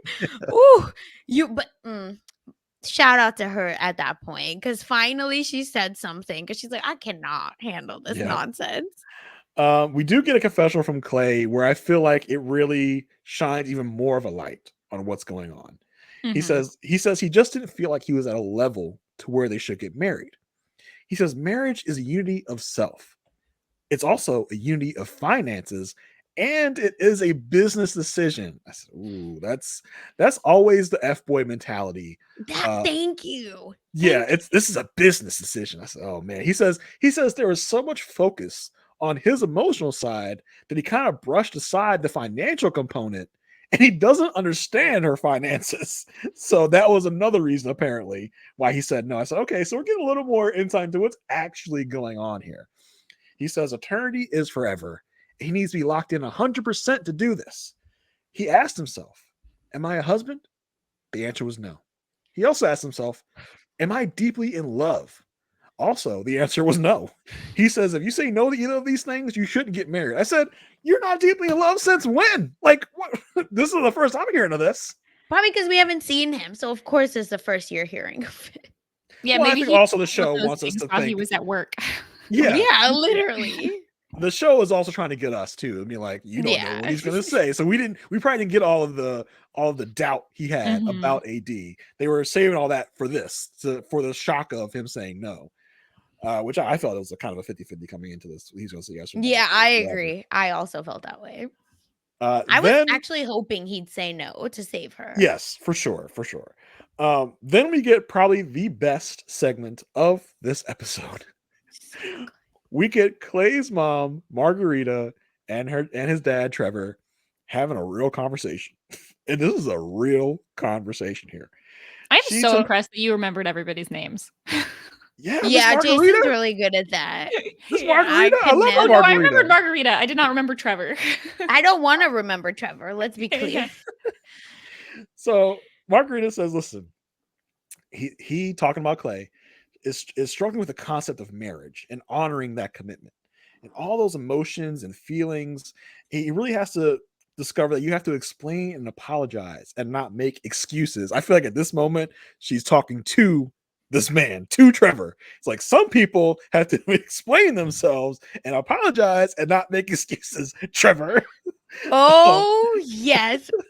Inject it in my veins. Yes. Oh, she was like, you are the one who made him this way. Yeah, so that's basically what she says. She says he struggles with the commitment, and Clay told her that he saw things he shouldn't have, and that made him wonder if marriage is real, or is it something that you can lie and be deceitful through. I said, oh, he told her about the cheating trips. This is it. Dad is actually Trevor is kind of emotional here. He says, Rita, I didn't have the best role models in my life. My dad was never around. I said, no. this is what we're not gonna do. Because as someone who was raised by a single mother, Same. Yep. no dad around, I don't accept this as a reasonable reason/excuse for you to be a scumbag. I don't accept that at all. It's just something I don't tolerate when I hear other people say stuff like that. Just because you didn't have a dad, you are now a bad husband or whatever. BS nonsense. Well, and it's not exactly, but the same kind of things that Clay's been talking about the whole time, right? Like that he feels like he might cheat because his dad did, or Yeah. because other role models he had did. And your role models and your parents can affect your life, but you can't use that as a permanent excuse if Right. you're actually trying to make yourself better. Yes, exactly. Margarita says, "Listen, I forgave you for all the things from before in our marriage, but I have learned of things from Clay about you that Clay has shared with me that I did not know. And Clay has taken a lot on his back. And just because we come from broken families does not mean we have to pass that on to our kids." I said, "Preach it, Margarita, preach it, So good. please." So good. He says, "And if you don't get help, you keep passing this stuff down." She says, "I know he wants to be in a long-term relationship, but he's struggling with it right now." And dad says, "Well, you know what he should do? He should meet someone like his mom." And mom delivers such a freaking This one, haymaker. She delivers so a good. haymaker to his jaw and knocks him out, leaves him Love this. speechless. No, I Mom could says- cry. It was so good. I Mom- wrote it down and I'm like, put that on a t-shirt. Yeah. Mom says, "Well, you met me, but weren't good to me." I said, "Oh," and dad can't say a word. He's just, she got him. She got him good. Yeah. He should have prayed the earth opened up so that we didn't have to see it. So we didn't have to see it. Because that is a homicide that she committed. She And murdered that man. rightfully You so. met me, but you weren't good to me. Yeah. He could meet someone as great as me and be bad to them. And you know why? He's gonna blame you. Yeah, that's exactly what he does. And Margarita says, "Well, we're just not gonna talk about that anymore." Before I took that to mean I can't talk about this no more because I'm about to get heated, and you about to see the real Margarita come up in this piece. Okay, so we're gonna stop talking about that right now. Okay, I said, "Wow, that was such a fantastic scene of reality television." I felt like I was looking into someone's raw real life in that moment. Like, did y'all forget you were mic'd and on camera? Like, this is what it felt like. But that you don't get that waiting. every day. She's been waiting. And I'm sure who knows when she found out about this stuff. When she finds out about the cheating trips and whatever, this could be fresh. Like, this could be something she has yet it to really sounded like she didn't know all about it until Yeah. I mean, Clay had told us that his mom didn't know. Yeah. So somewhere in between then and now, he broke it down to her. Man, it's crazy. Well, anyway, let's get back to the real couples in this show. And so Clay decides to visit with AD. I'm sure spurred on by production. He just walks in. He goes, "Hey, AD." I said, "You gotta come better than that." Yeah, hey, AD. Asks her if she's okay. She says, "Well, obviously not." He tells her this was a game time decision. He's been struggling with this, and he again says, "It would be irresponsible for me to say yes and be half-assed in our marriage." And he feels so bad that she's so hurt, but he couldn't just make a decision based off 2 weeks. He does love her. He wasn't saying no to her. He just knows that he wasn't ready. He's not rejecting her, but almost feels like he is. She just says, "Yeah, it does." Wow, AD. Poor AD. She better than me. Yeah, I feel like with a lot of people, he would no longer just be like a scorched place on where he was on this earth. I just have to ask, right? First of all, her walk down the aisle, like back up the aisle, rather, maybe. Iconic, right? Like, so good with her squad behind her. Not one person thought to throw the bouquet at his head. Not one person. Or is that like documented assault? Maybe I'm wrong, but I'm just like, do something. Listen, I'm kind of surprised when Jackie didn't go up there and give him something. Like, I was surprised she didn't go up there and hit him with a 2-piece. You know what I mean? Yeah, like, you did this to my daughter. I'm Charlotte from Sex and the City, right? When Mhm. the no to Mr. Big, that is how I think I would have felt for AD, because I feel in my heart that's my girl. She don't know Mhm. me, but I love her. I love her so much that I think I literally would have not let him in the room. Like I Yeah. would be like, send me to jail because like I can't, or at least get a whack in or something. He apologizes to her again, and then has the audacity, the unmitigated gall to ask her for a hug. She gives him the hug, and they You know actually, those people, right? The "Can I get a hug" type. can I get a hug? So they hug. They actually kiss a little bit. They exchange "I love yous." This is the moment I was like, "AD, no, don't do this, AD. Do not fall in this trap." She says, "What am I supposed to do now?" He says, "What do you mean?" He says, "I ain't leaving you. You got to run away from me." He says he's going to put the work in. He's going to go to therapy. He tells AD, "Listen, I feel like a piece of crap." AD says, "I did my best, but I feel like I wasn't good enough." Oh, Clay says, "That's definitely not the case." He says he learned so much about himself and it really scared him. AD rightly says, "Well, that makes me kind of feel like a sacrifice so that you could learn about yourself. It makes me feel kind of used." ding, ding, ding, ding, ding. They kiss goodbye, and he says, "Oh, I don't want to go. Boy, if you don't get out of here, I'm gonna jump through the TV and make you leave myself." He does leave. In a confessional, she says, "Getting so close and doing so much for these men and carrying these relationships, and it's never enough. She doesn't know what to do." She says she really loves him. She is sad that she wasn't enough to get it right for him, but she can't force him, and she's not gonna beg him to pick her. She says in the moment that she is done right now. She says she is done. Clay, for his part, says he wants love, but he just doesn't know.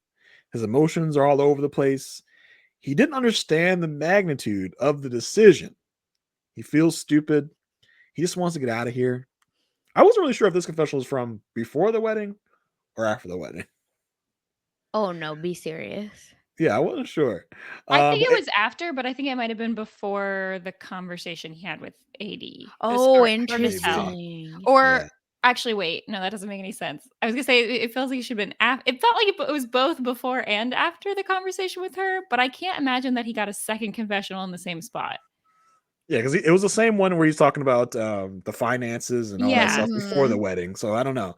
AD says she doesn't regret saying yes. She says for her, love was blind, but there was nothing he would have shown her or told her that would have changed her answer.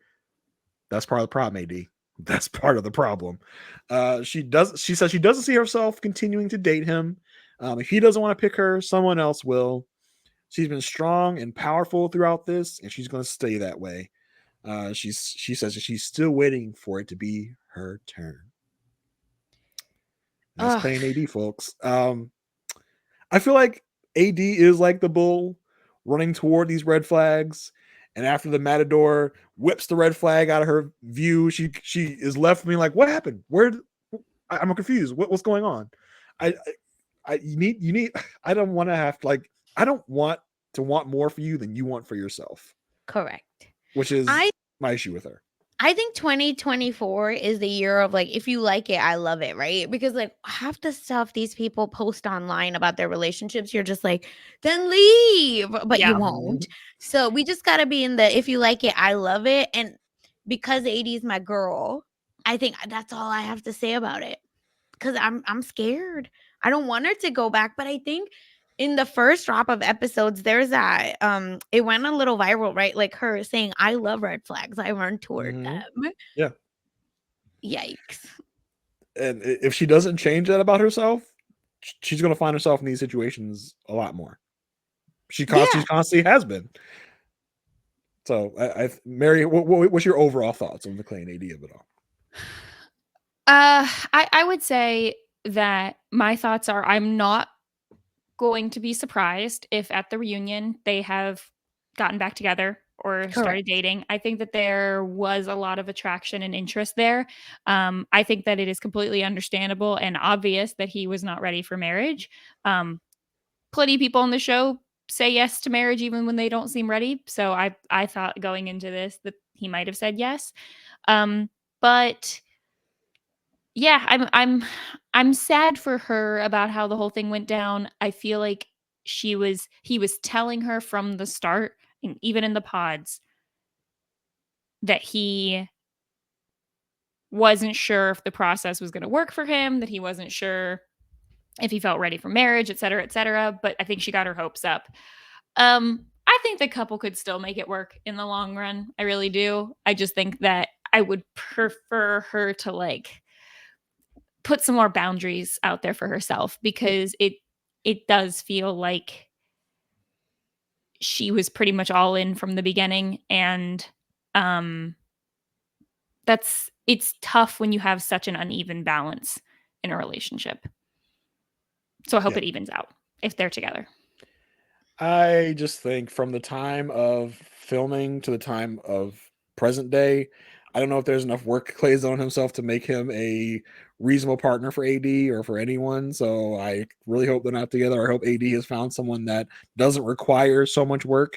I want her to want someone that doesn't require so much work. But I feel like she had her pick of the litter probably in these pods, and she chose the two most red flaggiest people you could find. So I feel like she's running to that. I want her to not run to that. That's what I want for AD. But like I said, I can't want more for her than she wants for herself. So Yeah. hey, it's not me. So AD, I love you. I hope you're happy wherever you are, whatever situation you're in. That's Clay and And AD. know that No. relationship should never be this hard. Like Yes, exactly. like no one's saying marriage isn't work, but like y'all acting like it's harder than climbing Mount Everest. Damn. Yeah. And I feel like that's what most of these couples should ascribe to. Like, if you're having this much trouble, if you're having these blowout fights every other day, Jimmy and Chelsea, I'm looking at you. This is probably not the thing for you. This is not the thing to do then. But will they ever learn? Probably not. And that's why they're so entertaining. Keep not learning. So moving on from one of the messiest weddings to one of the easiest, breeziest weddings, we get to Amy and Johnny. We see Amy entering her bridal suite. We see their flashbacks. Her friends and family arrive. We do see that Johnny's sister is actually on her side of the aisle, being one of her bridesmaids. She is very, very ready to get married. She cannot wait for this. We know her decision is 100% yes at this point. He gets to his groomal suite. That's right, groomal suite. He talks about all the reasons he loves Amy. She matches his energy. She's fun-loving, dedicated to her career and to her family. His friends and family arrive. He says there isn't a day that goes by where they don't hug and kiss and cuddle, and they have that intimacy. So, okay, well, you're missing one thing, but okay, that's cool. His friends and family come in and talk about how perfect they are together, how perfect Amy is. We also see Willie, his brother. I'm just like, boy, if I didn't think that this man was that Spy Kids kid, his brother is definitely the Spy Kids kid. Looks even more like that kid than he does. He talks about Johnny talks about how deep their convos have been and how that has really connected them. And just talks generally about how much he loves her. On her side, they talk about how Johnny is so awesome. She says she is certain about her decision. She's pretty sure they're on the same page, but her biggest fear is that in the moment he's going to get cold feet. They talk about how their connection was great, even though they couldn't see each other. Her mom and dad come to see her, and I don't know who it was in my house. Well, somebody just started chopping onions in this moment. Not Jason having emotion for the couple that's had 5 minutes of screen time. Listen, it was her. Was her it close dad to home? No, but her dad gets me every freaking time. He's like, we're behind you all the way. Yeah. He says he has reservations, but he changed his mind when he met Johnny. He talks about how he has multiple daughters now because he's taking in Johnny's sisters as his daughters. I'm like, wow, like this. We definitely didn't see something in this story because these two families have molded together. They are together now as one big family. As they tell us throughout this whole wedding. And Johnny's sister is there. She's getting emotional about it too. I loved her. She was great. Yeah. Yeah. Yeah, they're all great. Like, and she's happy. They're all one big happy family. We see Johnny talk to his mom and dad, who just seem like the loveliest people. I'm just like, you guys just seem so wholesome and nice. Um, Johnny's dad talks about, there's no timeline for falling in love. Yeah. And Johnny basically tells him, listen, I want to emulate your guys' marriage. Like, you guys do so great. And I kind of want to see how that, I just think it's so interesting, the comparison between the Johnny and Amy families and the Clay and AD families. Like, Clay and AD families are so fraught with emotional trauma and all the history of all that. And then you have Johnny and Amy, whose parents are like so solid. It's so interesting to see that dichotomy. I want to be very, very clear. Mm-hmm. I love Johnny and Amy, and I Mm. think that it's a real shame we didn't get to see more of them, because I really feel like, okay, if you don't find them to be that magnetic, meaning production, if you don't find them to be, put them in interesting scenarios. Just put their families all together and let's watch one scene of their families meeting or something. I am annoyed with the show for showing us so little of them. They went back to the well of the birth control and the kids thing like 6 times. At no point do I think anyone watching the show ever believed that they weren't going to make it to the altar.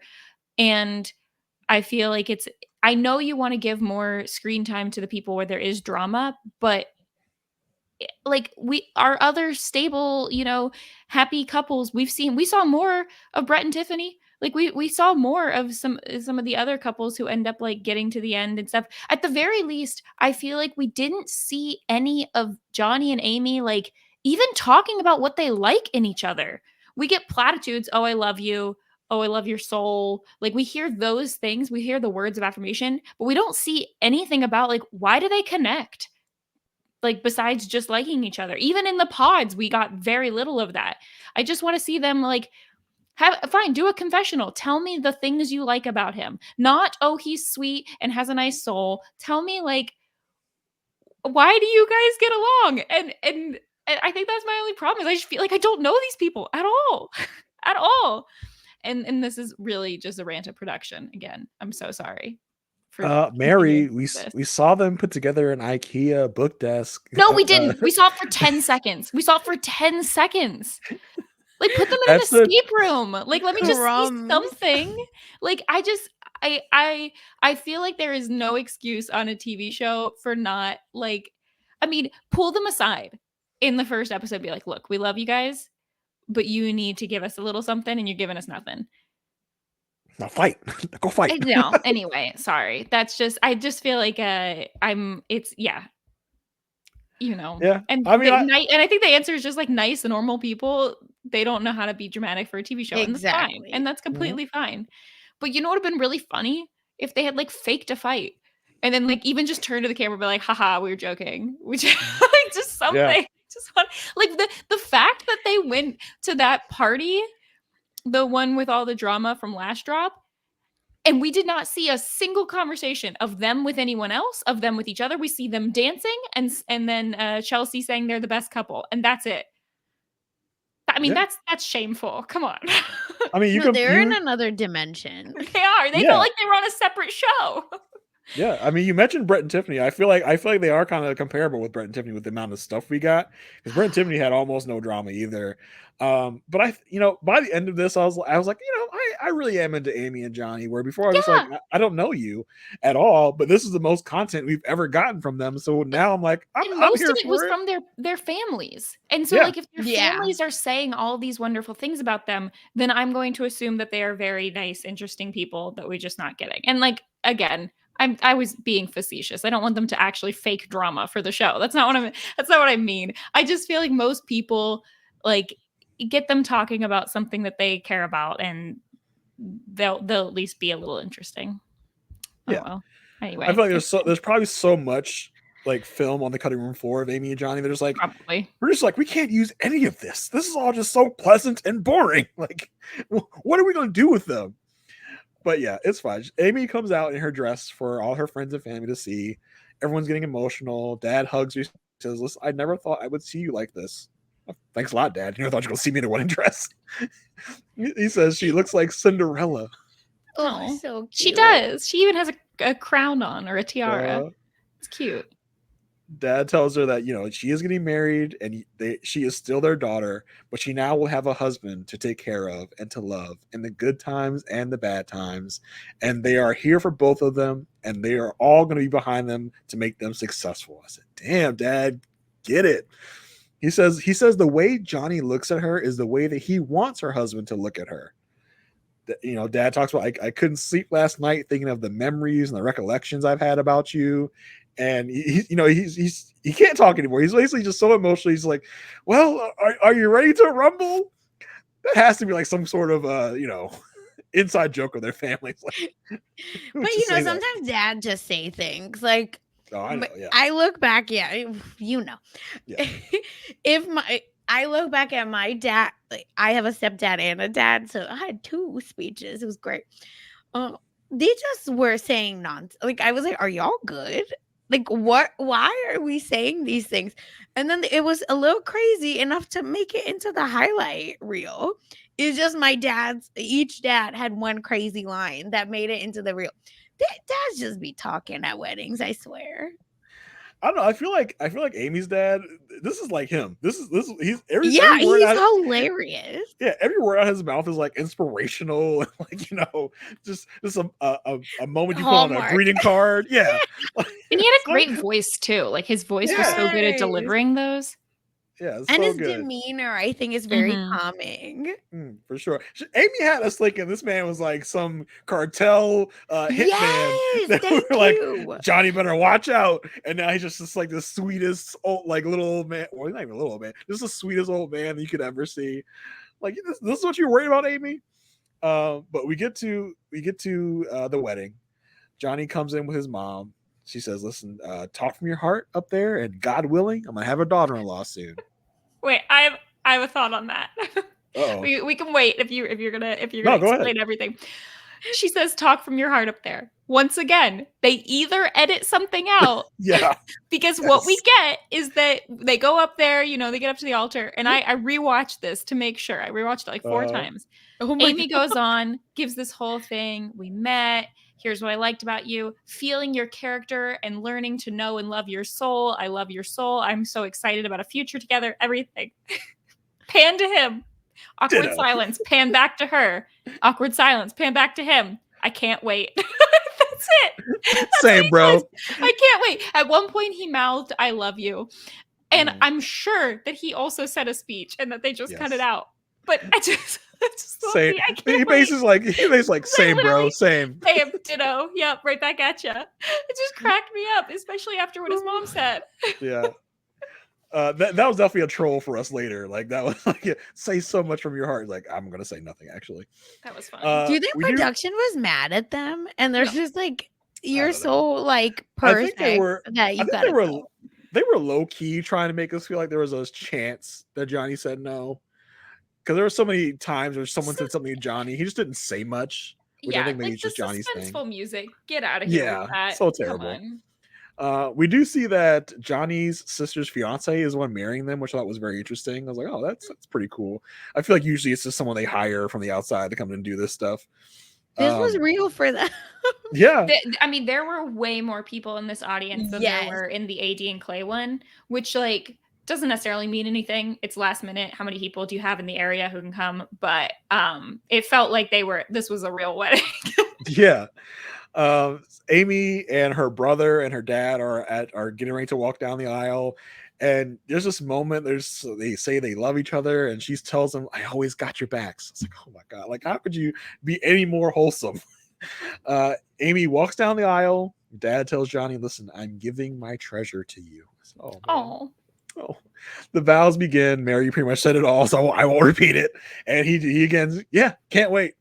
Can't wait. He basically just gave her like a thumbs up, like, cool, bro. The retweet. Yeah. There was a moment where she was where like she had finished talking and you could see his mouth move from behind. I was like, he definitely was saying other stuff. They're just like, just cut it. Episode's running long from the Clay and AD wedding. Let's chop this up as much as we can. The question is asked. Do you take this person? Amy says, I do. Now there's the music changes so interestingly in this. There is a little for Amy's I do. That's all right, that's done. But then right after she says I do, it gets into even more like ominous music, like what's Johnny gonna do? There's like a moment's hesitation, and he of course says I do, and everyone just this uproarious applause. Everyone just burst out in applause. And the crowd goes wild. Literally, yeah. They walk back down the aisle. In confessional, she says she's grateful to have found her person. He says he knew she was out of his league, but the fact that she liked him, for him, it worked out perfectly. And she does say love is indeed blind. We then see some shots of their reception. Dad gives a great toast, as you would expect. Says he has gained a son, and they celebrate the new McIntyre Cortez family because they're all just one big old happy family now.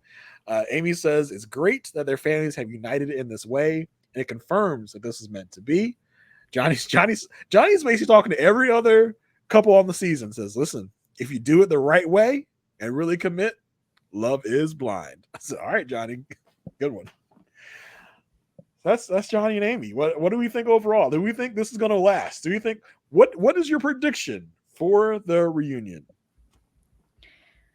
My prediction is quite a lot of the time will be taken up by, I would say, more than half of the total runtime. Let's be honest. It's going to be like 3/4. 3/4 of the runtime is going to be taken up by Jimmy and Chelsea and Jeremy and Laura.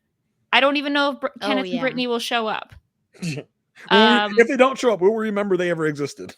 Probably not. And then I think Clay and AD will get almost the final quarter of that time, and Johnny and Amy will have a very short segment where they talk about how they have been happily together, and there will be at least one question by Vanessa about having kids, to which we will reiterate to them, hello, did you watch this show? That was their one plot line about not wanting to have kids too soon.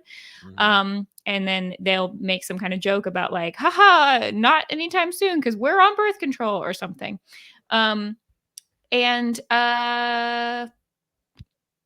AD and Clay will be together. Yeah, I think they'll be dating. I think that's it. Yeah, I agree 100%. The only difference I will say is maybe Brittany comes alone. Oh, that would be good. I'd like to see that. As like a F him, but I still want my clout. And we might get some like Trevor, Jessica nest. But I guess that's still Jimmy and Chelsea. Are Trevor and Jessica going to be there? I think Jessica definitely will be there. I don't know about least Trevor. Via Zoom, if nothing else. Like how they did that one guy, right, with Marshall. The one thing I want to see is I want to see Trevor and Chelsea, like whether or not they ever actually went on a date or anything after. Like that's what I want to know. Well, allegedly, maybe they probably didn't. Will they dig way deep into the bag and get Matthew out and and bring Matthew to the reunion? For what purpose? So he can walk back out. Just so they can show him his clips in person and have his reaction to it. Huh. Maybe they'll bring him out like you did. What was that girl's name? Was it Arena that they brought out? No, who would they bring out and like shove back in the backstage at one reunion? I forgot who it was. It might have been Arena. Did she stay there? Or was it what's her name? The girl who is Shayna? Did Shayna come to the reunion? I don't remember. I feel like it was somebody that they brought out and was like, all right, enough of you. Goodbye. Chat. Yeah. Yeah. I don't remember. So I don't know who's going to be included in this. I think all the couples that were on the getaway will be invited. I think the question marks are Trevor, Jessica, Matthew. I think Jessica will definitely be there. She will not turn down that opportunity. If she wasn't asked, she will ask to be on the reunion, I think. Trevor, not sure. Matthew, long shot for me. That's my prediction of those. All right, that's our Love Is Blind season 6 main season. We'll get the reunion next week. Of course, we'll be back for that. Sasha, such a great time having you on. You brought all the hot takes as you would expect. Can you tell everyone what you're up to and where they can find you? Yes, thank you so much for having me, y'all. This has been amazing. And I've just been loving y'all's coverage. So I'm glad I got to be a little part of it. Yes, I of course cover a celebrity gossip hot topic podcast with Kirsten McKennis called Mess Magnets. So you can check that out on Rob has a website /mess feed. It's just we talked about Where's Kate. It's live on the same YouTube channel where you find this. And guess what? We got a picture our power. So check all of that out. And I'm talking below deck, not med, just regular below deck with Chappelle. Again, we go live on this YouTube channel, and you can check us out on the Bravo TV RHAP-Ups feed as well. And for everything else I'm doing, just follow me on Twitter at funsize_04. Awesome. Mary, how about you? Let's see. What am I up to? Well, Big Brother Canada is a thing. So I'll probably be tapping into that at some point. Otherwise, I have plans to finally, after I don't even know how long away, we're gonna actually start doing New Moon over on Twi-Fi because I feel like it's been raining a lot and it just feels like it's time to go back to the Twilight Well. So if you're interested in a chapter by chapter reread podcast of New Moon, then check out Kowski Cast. Wow. Jason, what about you? What have you been up to? On this same feed that you got this podcast, on the same YouTube channel you got this podcast, you can also find my coverage of the show Married at First Sight on our podcast, The Perfect Match, that I do over there with Asia Welch. You can check that out. Having a great time over there on this very long season, a season that, much like this season, Love is Blind, a lot of quitters, a lot of broken marriages. So come check that out as well. If you love Love is Blind, you will also love Married at First Sight. I am confident in that. You can also find me recently talking last week's 90 Day over on the 90 Day Pod. I think that was the most recent episode, so you can check that out. I was recently on the recap kickback with Chappelle and Mari talking about the top 5 Black sitcoms. That was a fun time, so check that out as well. You can find me on Twitter at JAYR1085. That's it for me. That's it for us. Until next week when we cover the reunion. Bye.